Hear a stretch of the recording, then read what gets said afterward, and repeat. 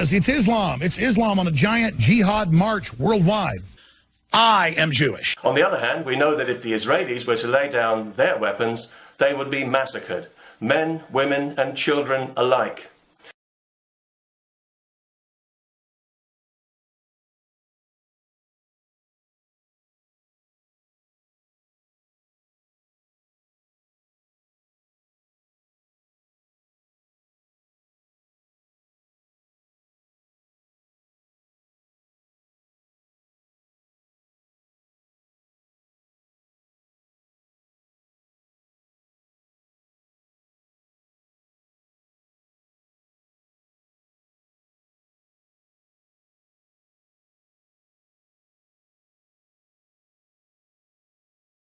Public opinion against Israel is at an all-time low.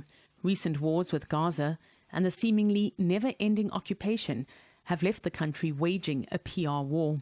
This is a very massive wave of this false propaganda and attempts to Enter the undergrads. The idea is to pay students to tweet pro-Israeli propaganda.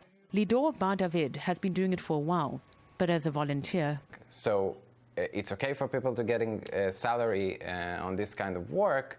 The new student sales force will share a PR commission pot of nearly $1 million.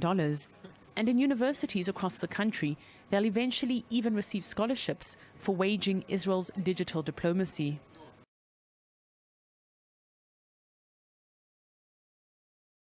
Shalom. My name is Shlomo Shekel Bergstein. And today, I'm gonna explain you the differences between free speech and hate speech. So this is free speech. And this here is hate speech.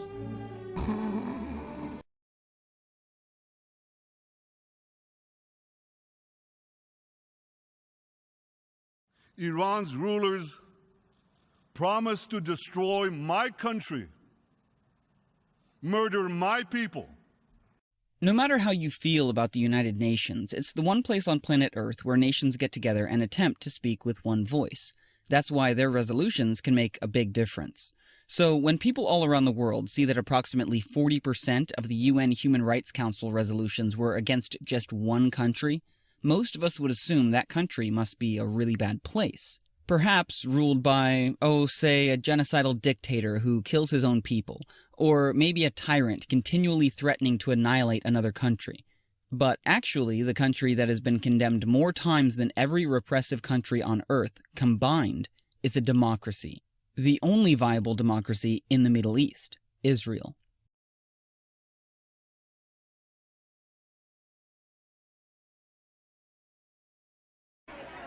There are two issues at the top of our agenda at the very moment. One is the unbelievably important immigration debate in this country. To make sure that immigrants from around the world, particularly those from south of our border, have a chance here. The 12 million or 13 million that just live here and do work and aren't really going home, that they have a chance to stay here justly and as legal immigrants. And that debate is so important because we know what it's like to come to another country, even one called the United States of America, where we weren't always so welcome. But because we were welcomed enough, we were able to create this amazing Jewish civilization and be a part of the American civilization. I think there's a resurgence of anti-Semitism because at this point in time, Europe has not yet learned how to be multicultural. And I think we're going to be part of the throes of that transformation, which must take place. Europe is not going to be the monolithic societies that they once were in the last century. Jews are going to be at the center of that. It's a huge transformation for Europe to make. They are now going into a multicultural mode, and Jews will be resented because of our leading role. But without that leading role and without that transformation, Europe will not survive. פה מיליון אפריקאים, חצי מיליון פיליפינים, 2-3 מיליון סינים, ושלום על ישראל. למה זה מאיים שיהיו פה מיליון אפריקאים? זה מאיים כי לא תהיה פה מדינה יהודית. שונה ממדינות אחרות. המדינה שלנו היא מדינה יהודית, ודמוקרטית.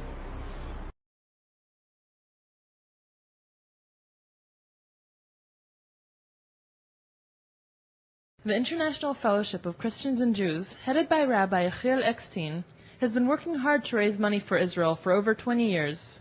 But in order to convince people to part with donations, the organization paints a rather bleak picture of Israel, which is not always consistent with the actual lives of Israel's residents. Israel is under attack. Her civilians are living their lives now in bomb shelters. Presenting the videos is Rabbi Eckstein himself, and he leads the viewers on a tour of the hardships supposedly plaguing Israelis, warning of a state of emergency. I can't tell you how horrible it is to come here. He visits the disadvantaged at their homes, stands by their side, and shares their pain. The companies finally just stopped giving them electricity. This is his 6th birthday, and she can't give him anything. Mazal tov.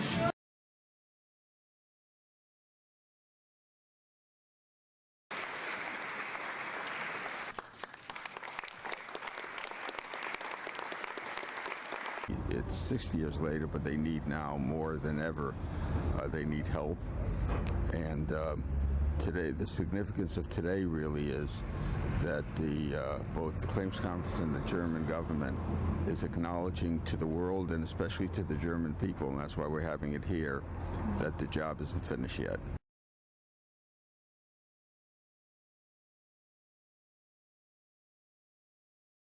But the truth is that the 3 founders of Black Lives Matter, 3 females that actually came up with the hashtag, worked for George Soros, okay, and his affiliated groups. He has the, OSF, which basically funds a whole bunch of different activities, let's just say.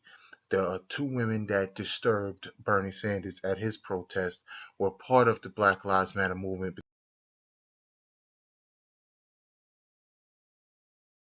Okay? So listen, don't push you now. Don't touch me. Don't touch me. Don't touch me. You touch me. Go. Don't touch me. I touch you. I touch you. Go away. Okay? So go away. Don't touch. Okay, go away. Okay? So go away. This is not your place anymore. It's my place here. This, all this, what you see, in your dream. It's belong to Israel. In your dream. Okay? In your dream. In your dream. Not Palestine. It's finished Palestine. In your dream. It's Bibi in the government. Baby, in your dreams, baby. You're business. You will see. Okay. Yo. You're not here. You don't go. Okay, please. Can I please?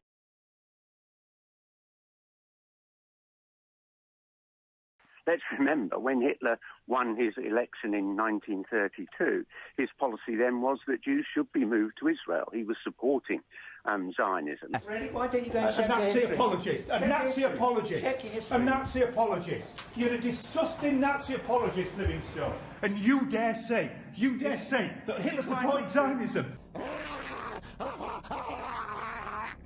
You've lost it, mate. You need help. You need help. You need help.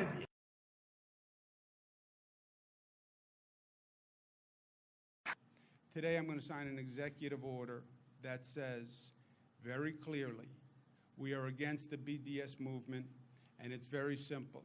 If you boycott against Israel, New York will boycott you. If you divert revenues from Israel, New York will divert revenues from you. If you sanction Israel, New York will sanction you. Period.